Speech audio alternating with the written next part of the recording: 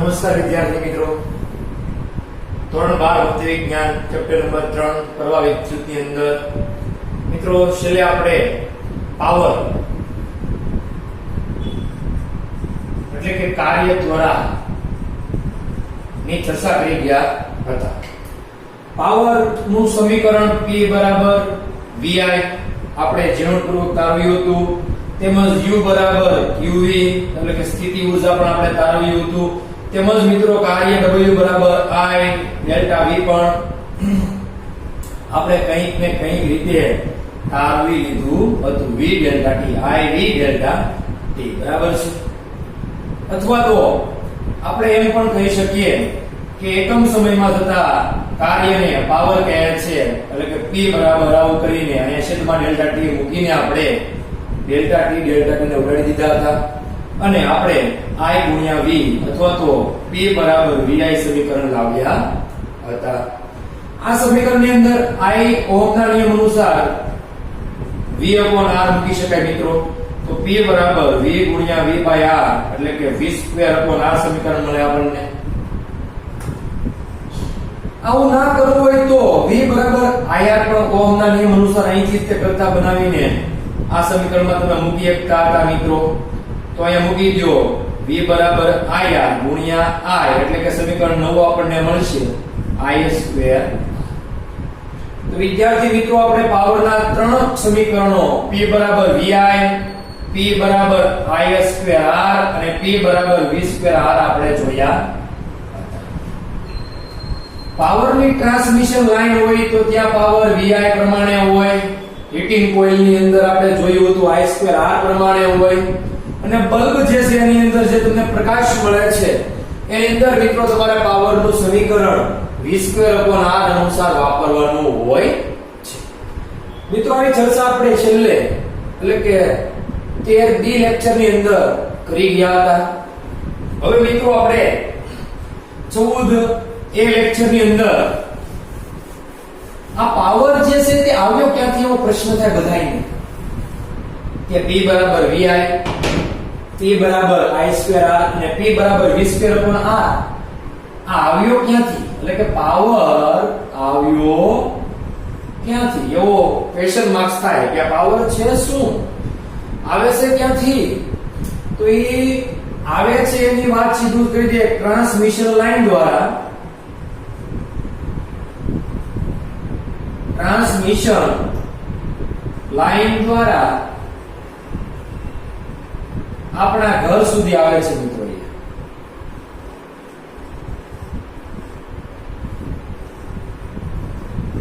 તો મિત્રો આ પહેલો પ્રશ્નનો જવાબ તમારો પાવર આવ્યો ક્યાંથી, તો ટ્રાન્સમિશન લાઈન દ્વારા આપણા ઘર સુધી પહોંચે જાય છે. હવે પાવર ઉત્પન્ન ક્યાં થાય છે, તો પાવર સ્ટેશન તમે બધા જાણો છો. આપણે સીધી જ વાત કરીએ વણાક બોરી ધોવારણ જે છે એ મેન આપણે વાત કરીએ વણાક બોરી, પછી વાત કરી દઈએ ધોવારણ બરાબર છે. તો આ બધી જગ્યાએ તમને ખબર છે પાવર ઉત્પન્ન થાય છે. ત્યાં વીજળીના તાર દ્વારા મિત્રો આપણે બધાને ખબર છે થાંભલા છે ત્યાં ટીસી છે, ટીસી ને કહેવાય ટ્રાન્સફોર્મર. એનું કામ પણ આપણે આવું છે એસી પ્રવાહની અંદર, ત્યારે આપણે જોઈશું કે ટીસી નું કામ શું છે. પરંતુ અત્યારે વાત કરીએ તેમ ટ્રાન્સમિશન દોરડા દ્વારા આપણા ઘર સુધી મિત્રો પાવર પહોંચે છે. તો એ પાવર P બરાબર VI અનુસાર મિત્રો આવે છે. બરાબર છે, હું તમને વાત કરી શકું. હવે P બરાબર VI અનુસાર આવે છે તો એમાં થોડો પ્રવાહનો લોસ પણ જાય છે મિત્રો. આ જે પ્રવાહ જે છે એ લોસ જાય છે. લોસ એટલે તમને ખબર પડી ગઈ છે કે વ્યય થઈ જાય છે. બરાબર છે, લખીએ કાઈ લોસ જાય છે અથવા તો વ્યય થાય. તો વિદ્યાર્થી મિત્રો પાવરનો લોસ જાય છે તો એ લોસ શા માટે જાય છે, કેટલા પ્રમાણમાં જાય છે, તો એ અભ્યાસ આપણે હજી કરવો બાકી છે થોડોક. શા માટે જાય છે, હું લેવા જવાનો છે લોસ, કેમ લોસ જ જાય છે, લોસ લેવા ન જવો જોઈએ, કેમ એને નિવારી શકાય કે લોસ જાય જ નહીં, લોસ ઓછો કરી શકાય. કે શું છે આ બધું, એ હવે બધું આપણે જોવાનું છે મિત્રો. તો જોઈએ.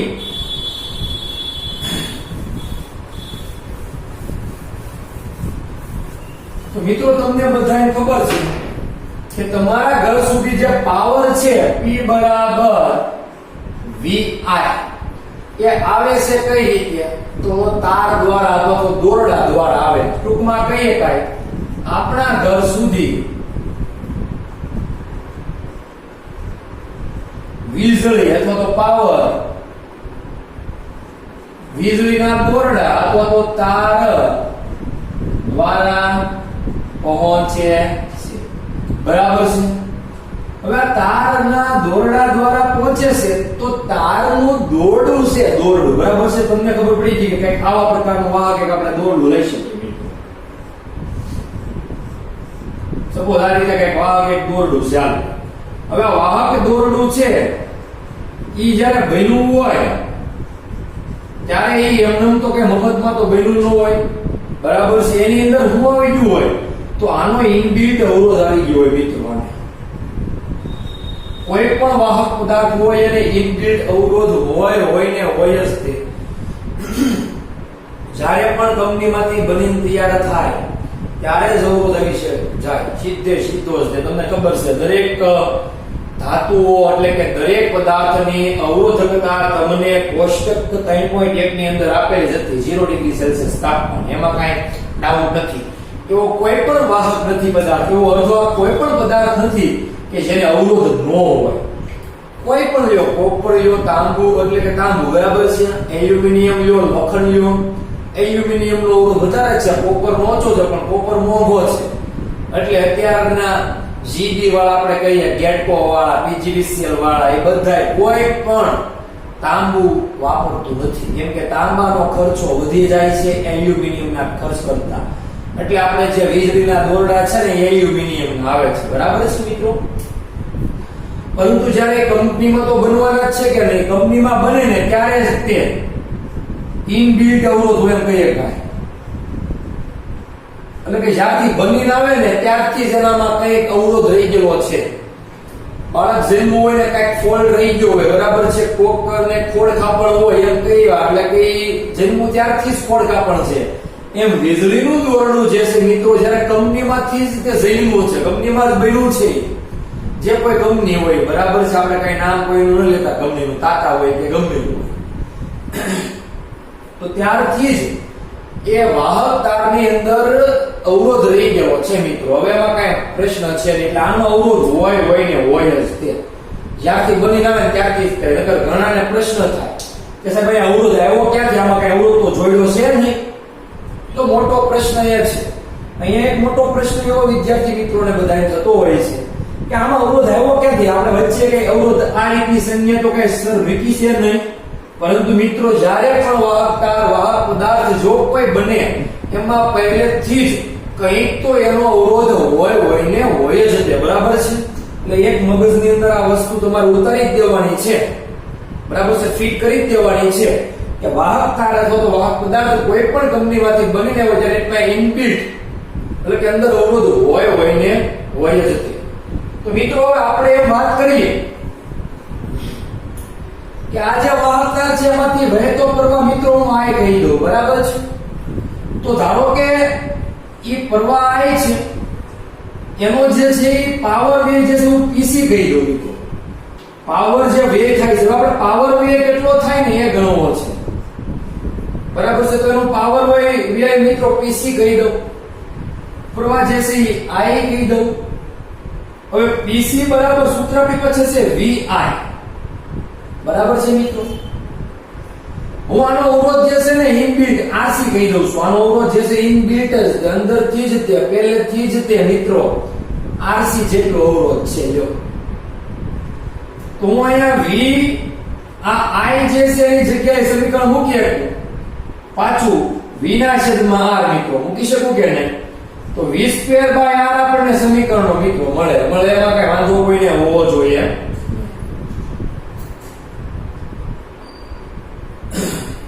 તો મિત્રો કંઈક પીસી પાવર જે છે એમાં RC અવરોધ આપણે કેવો પડશે. બરાબર છે. तो पीसी पावर જે છે મિત્રો v² ના છેદમાં rc જેટલો તમારે મિત્રો વ્યય થાય જ છે, બરાબર છે? આવું આપણે લઈ શકીએ જ તે અને લેવું જ પડે. મિત્રો બીજી રીતે આને દર્શાવવું હોય તો આપણે શું કરીએ? તો આ સમીકરણ જે છે પીસી ને આ રીતે આપણે કંઈક લખીએ. આપણી પાસે મિત્રો P બરાબર VI સમીકરણ છે, બરાબર છે? હવે તારની અંદર વ્યય જે થશે એ મિત્રો ઉષ્માના લીધે વ્યય થશે, એટલે I2RC કહી દઉં. આ જે છે ઉષ્મા છે. તમને બધાને ખબર છે કે જ્યારે કોઈ પણ તમે ભારે ઓલું આપણે જે સાધન હોય છે ઇલેક્ટ્રિક, એટલે કે તમે કોઈ લઈ લો સગડી, સીધી વાત છે, સગડી આપણે કહેતા હોય ઇન્ડક્શન કોઇલ જેને કહેતા હોઈએ છે, અથવા તો હીટર છે. તમે જેવી સ્વિચ શરૂ કરો એટલે તમને ખબર છે વાયર જે છે આખો ગરમ થઈ જતો હોય છે, અથવા નરમ હાવ થઈ જાય તો ગરમ જેવો લાગે. તો આવું કેમ થયું? તો એ તારનો કંઈક અવરોધ ધારેલો RC છે અને એમાંથી વહેતો પ્રવાહ I છે, એટલે હીટિંગ ના લીધે કંઈક પાવર વ્યય થાય છે કંઈક, બરાબર છે? કોઈ પણ વાહક તાર હોય મિત્રો એમાં PC બરાબર I2RC અનુસાર પાવર નો વ્યય થતો હોય છે. તો હવે PC બરાબર I એટલે અહીંથી કરતા તમે બનાવી દો P/V, તો P/V કહીએ કાંઈ, પણ એનો આકારનો શું છે? સ્ક્વેર છે કે નહીં? જો અહીંયા I ને કરતા બનાવો એટલે P ના છેદમાં તમે V મૂકી શકો, સીધી જ વાત છે. તો P/V એટલે કે P/V નો હોલ સ્ક્વેર અને RC તો છે જ તે, એટલે અહીંયા આવશે P²/V² RC અને PC. તો મિત્રો પાવર વ્યય આ PC જે છે એ શું છે? પાવર વ્યય વાહક તારમાં, કોઈ વાહકમાં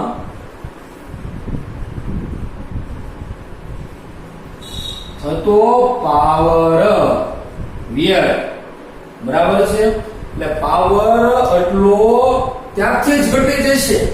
કેટલો વપરાય જશે વાહક તારની અંદર? તો ઘરે કેવો પાવર પહોંચે? આના કરતા ઓછો, એટલે કે પૂરેપૂરો P બરાબર I²R પાવર તમારે ઘરે પહોંચે નહીં. આ પાવરમાં થોડો વ્યય થઈ જાય, એ વ્યય અહીંયા છે P²/V² અને RC. તો કેટલો પહોંચે? તો P² કરતા બનાવી દો ને એટલો પહોંચશે, ત્યાં સીધી વાત છે. તમને જો PC આપેલો હોય તો ખબર પડી જાય. RC જે છે વાહકનો અવરોધ છે, P² કરતા બનાવો. V વોલ્ટ તો બે છેડા વચ્ચે આપ્યા જ હોય. બીજું અહીંયા જે પાવર વ્યય થાય છે એટલે P બરાબર VI સૂત્ર છે, અથવા PC બરાબર વ્યય થવાનું સૂત્ર આ છે ને પહોંચવાનું સૂત્ર આ છે, બરાબર છે? તો વ્યયનું સૂત્ર છે PC બરાબર P²/V² RC. આપણી પાસે મિત્રો કંઈક આવું સૂત્ર મળ્યું કે PC બરાબર P² ઓરિજિનલ એટલે કે જે પહોંચે છે ઈ છેદમાં વોલ્ટેજ નો સ્ક્વેર અને RC. આ PC ને ઘટાડવો છે.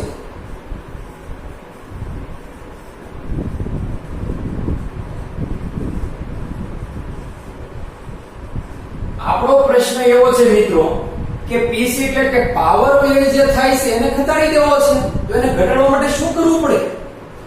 તો એક જ કામ કરવું પડે કે PC ઘટાડવા માટે તમે V² ને ઓટોમેટિક વધારી દો. V ને વધારો વોલ્ટેજ, એટલે બે છેડા વચ્ચેનો વોલ્ટેજ વધારી ગયો, તો P²/V² મોટો થઈ જાય.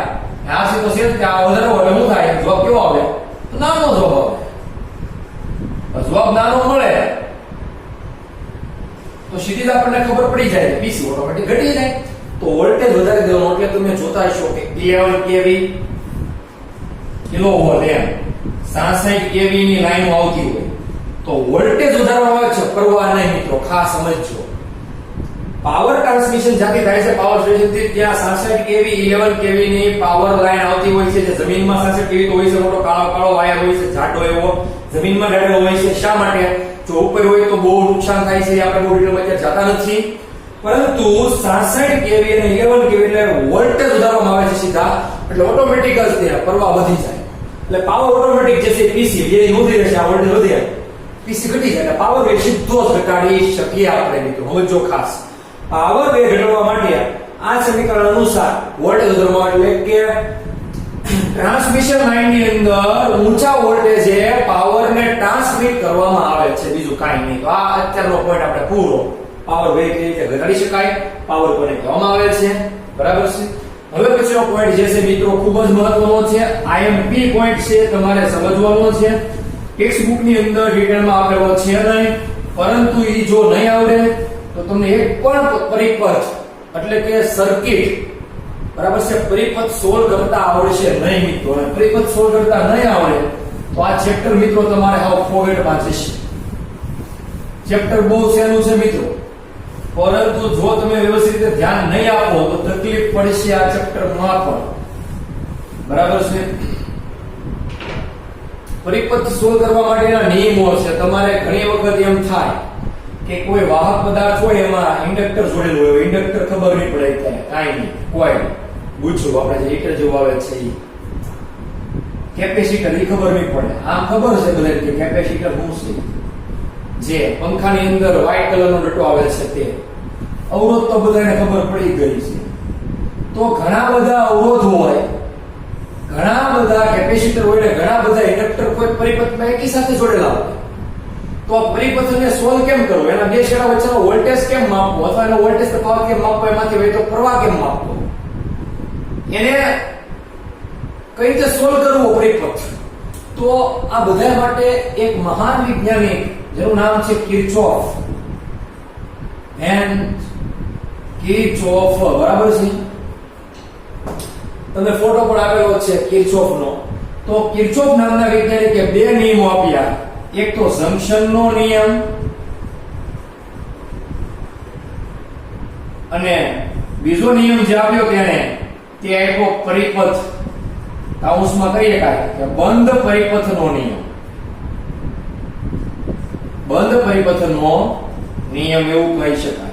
આ બે નિયમો જો તમને મિત્રો આવડી જાય ને એટલે તમારે ફિઝિક્સ ની અંદર ગમે એવો વિદ્યુત પરિપથ આપેલો હોય ને સોલ્વ થઈ જાય.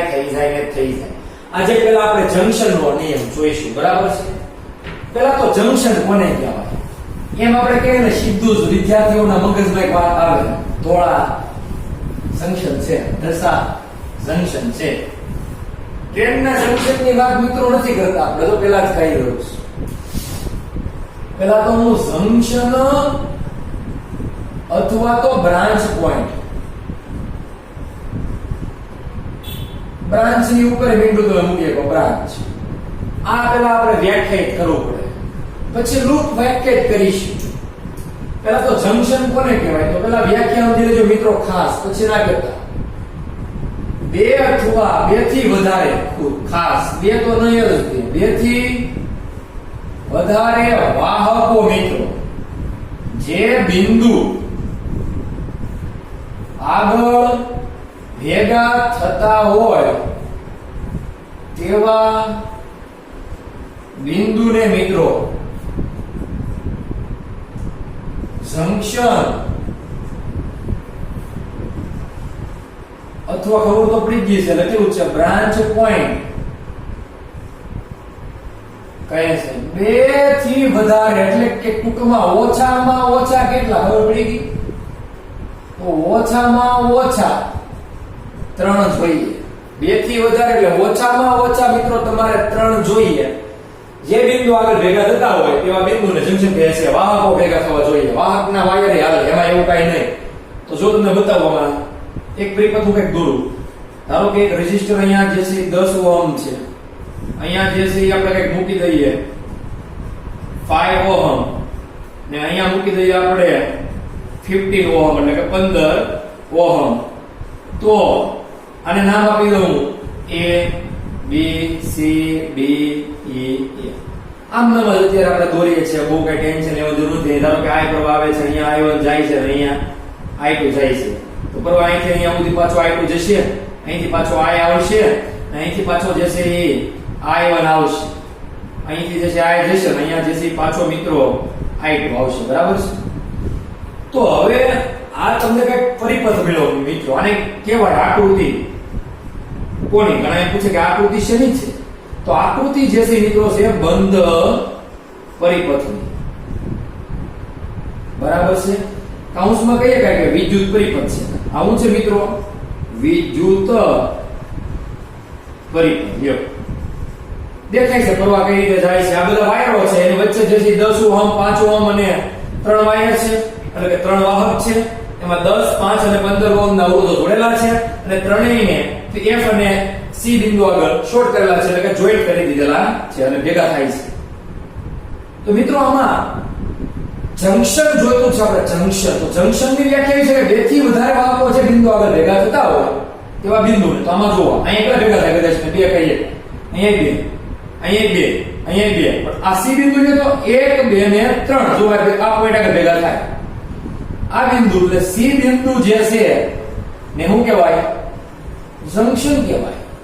એ રીતે તમે એક બિંદુ જુઓ તો 1 2 ને 3 આ એક બિંદુ આગળ પણ 3 વાહકો ભેગા થાય એને જંક્શન કહેવાય. બે થી વધારે છે. હવે એવું નથી કે 4 હોય તો જંક્શન ન કહેવાય. આમ હોય સપોઝ આમે હોય પરિપથમાં અહીંયા પ્રવાહ જે છે કાંઈક I3 અહીંયા કાંઈક I4 અને અહીંયા કાંઈક I5 હોય મિત્રો. આ પોઈન્ટ G હોય તો G પોઈન્ટ ને જંક્શન કહેવાય. જંક્શન કહેવાય. પરંતુ મિત્રો F ને તો જંક્શન કહેવાય જ દેવો પાછું. ભલે F આગળ છે 1 2 3 ને 4 4 પોઈન્ટ ભલે ભેગા થાય, 4 વાહકો ભલે ભેગા થાય. તો તમે ગણો 1 2 3 ને 4 તો F ને જંક્શન જ કહેવાય. એમ એ જંક્શન થઈ ગયું 1 2 3 3 થી જ્યારે એ પણ જંક્શન બની ગયું. એમ ઈ જંક્શન બની ગયું 1 2 ને 3 તો ઈ પણ જંક્શન છે. એટલે જે બિંદુ આગળ 3 વાહકો હોય ઓછામાં ઓછા જોઈન્ટ કરેલા હોય તો ભેગા થતા હોય એને જંક્શન કહેવાય. તમને ખબર પડી ગઈ છે હવે ટ્રેનમાં પણ જંક્શન આવે ત્યાં 3 જ હોવા જોઈએ ઓછામાં ઓછા ભેગા થવા જોઈએ. બરાબર છે? ટર્મિનલ કે એક આમ જતું હોય ભાવનગર, એક જતો હોય ધોળા બાજુ દસાથી ને એમ જે કાંઈ હોય એ રીતે તમે એને 3 લઈ શકો. એટલે ટ્રેનમાં જેમ જંક્શન આવે એમ જ જંક્શન આપણે લખવાનું નહીં. જંક્શન કહે છે જેમ કે ધોળા એક જંક્શન છે, દસા એક જંક્શન છે, લખતા નહીં. સમજવા માટે એ જરૂરી છે. ટ્રેનના પારડા ભેગા થતા હોય ને દાદા લખતા નહીં કે જંક્શન છે એમ ભાષા લખે ગણાવો ધોળા એક જંક્શન છે એવું લખતા કોઈ પણ નહીં કહી દઉં છું. તો મિત્રો તમારા બ્રાન્ચ પોઈન્ટ આ બધા જે પોઈન્ટ છે ને જંક્શન એને બ્રાન્ચ પોઈન્ટ જ કહેવાય. બરાબર છે? વાત થઈ ગઈ. હવે બંધ પરિપથની આપણે વાત કરીએ. લૂપ એ લૂપ કોને કહેવાય? આકૃતિ આપણે ભૂસી કાઢી છે, પાછી દોરી રાખી. બરાબર છે? એમાં કઈ વાંધો છે નહીં, આપણે કઈ તકલીફ થતી નથી.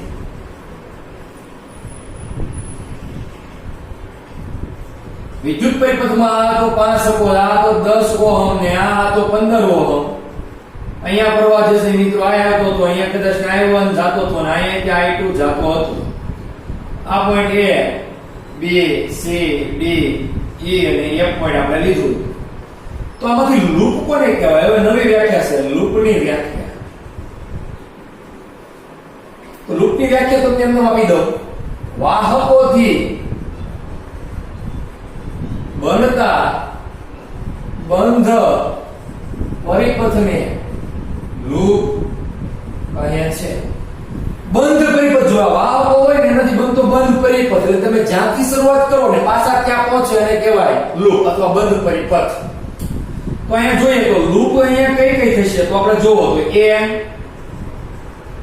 થી B જાઓ, B થી C જાઓ, C થી F જાઓ, પાછા A જાઓ, A B C E F આ બંધ પરિપથ છો કે નહીં જોવો તો ને પાછા તમારે જવાનું A C પછી આવશે F અને A. મિત્રો C પછી આવશે F અને A. આવું થઈ ગયો બંધ પરિપથ થઈ ગયો. હજી લૂપ મળે તમને loop 1 loop 2 F C D E F. તમે આમ લખો F E D C F clockwise કે એન્ટી ક્લોકવાઇઝ તમે ગમે તેમ મિત્રો જઈ શકો. પરંતુ તમને જે વાહકથી બનતો બંધ પરિપથ મળશે તેને લૂપ તમારે કહેવી પડશે. ત્રીજી તમે જ લઈ શકો મિત્રો મોટી જોવો A B C D E F A આખ્યા ફરતી જે છે આખ્યા લૂપ. તો કહીએ કાઈ loop A B C D E F A. ટૂંકમાં જ્યાંથી શરૂઆત કરો ત્યાં પાછા આવી જવા જોઈએ બંધ થઈને. જો A to A, F to F, A to A પાછું. તો આ બધાને કહેવાય બંધ પરિપથો અથવા તો લૂપ વડે બતાવવામાં આવે છે મિત્રો. ખાસ આની નોંધ લઈ લેવાની. તો મિત્રો આપણે જંક્શન જે છે એનો નિયમ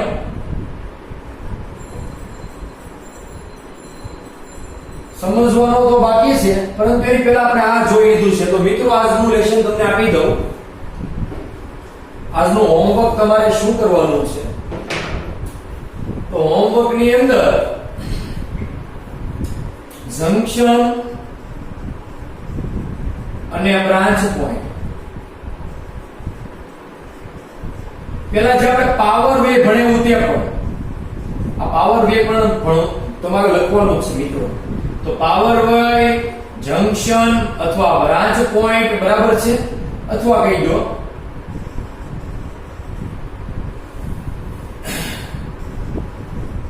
જંક્શન અથવા બ્રાન્ચ પોઈન્ટ આકૃતિ સાથે હો મિત્રો.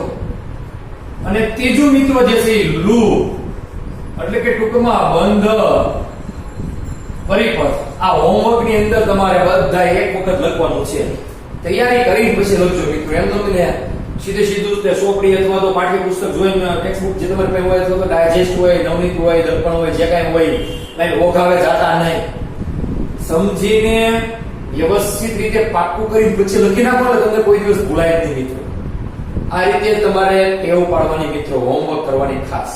ઢહડા કરવાના નથી ખોટે ખોટા, બરાબર છે? તો મિત્રો આ ત્રણ વસ્તુ તમારે હોમવર્કમાં કરવાની છે.